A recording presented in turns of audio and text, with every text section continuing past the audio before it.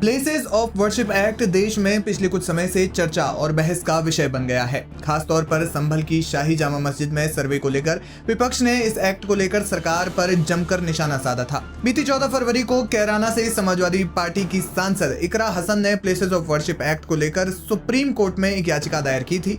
उन्होंने मुख्य न्यायाधीश संजीव खन्ना और जस्टिस संजय करोल की पीठ के सामने ये मामला रखा। लेकिन सवाल यह है कि इकरा हसन ने अपनी याचिका में क्या कहा। सपा सांसद ने अपनी याचिका में कहा कि श्री राम जन्मभूमि मंदिर मामले में स्थापित किया गया गैर प्रतिगमन के सिद्धांत के अनुसार प्लेसेस ऑफ वर्शिप एक्ट 1991 के प्रावधानों की उपेक्षा करना अनुचित होगा। वहीं उन्होंने दूसरा बिंदु इसमें रखा है कि प्राचीन स्मारक तथा पुरातत्व स्थल अधिनियम 1958 के तहत किसी भी पूजा स्थल को प्राचीन स्मारक की परिभाषा में शामिल करना संविधान के अनुच्छेद 25, 26 और 29 के तहत मौलिक अधिकारों का उल्लंघन है।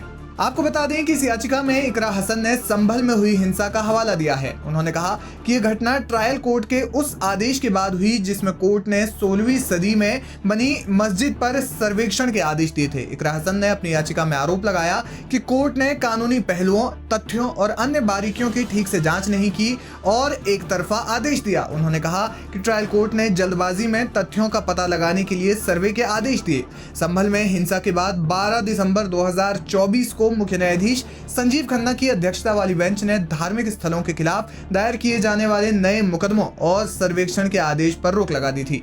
इसके बाद ये मामला अब कोर्ट के सामने आया है। इकरा हसन की याचिका पर कब और क्या सुनवाई होती है ये देखना दिलचस्प होगा। लेकिन आपकी जानकारी के लिए बता दें कि संभल की शाही जामा मस्जिद के पास 24 नवंबर को भारी हिंसा हो गई थी, जिसमें कई लोगों की मौत भी हो गई थी। इलाके में पथराव और आगजनी हुई थी, जिसके बाद पुलिस को बल प्रयोग करना पड़ा और यहाँ तक कि फायरिंग का सहारा भी लेना पड़ा। इस हिंसा के कई दिनों बाद तक भी इलाके में तनाव फैला हुआ था। मामले में जब जांच की गई तो एफएसएल की टीम को जांच के दौरान कारतूस पड़े हुए मिले थे। इसके बाद करीब 1 महीने तक मस्जिद में जुमे की नमाज भारी पुलिस बल और सुरक्षा के बीच हुई थी। ये हिंसा कोर्ट के उस आदेश के बाद हुई थी जिसमें उन्होंने मस्जिद के सर्वे करने के आदेश दिए। इसके बाद जब सुबह सवेरे एएसआई की टीम घटनास्थल पर पहुंची, यानी कि मस्जिद के पास पहुंची, तो उसके बाद आसपास के इलाकों में तनाव फैल गया और उसके बाद सुबह से ही ये हिंसा फैल गई। बहरहाल इकरा हसन ने इस मामले में अब याचिका दायर की है। देखना ये होगा कि प्लेसेस ऑफ वर्शिप एक्ट को लेकर उनके मामले पर क्या बहस और क्या सुनवाई होती है।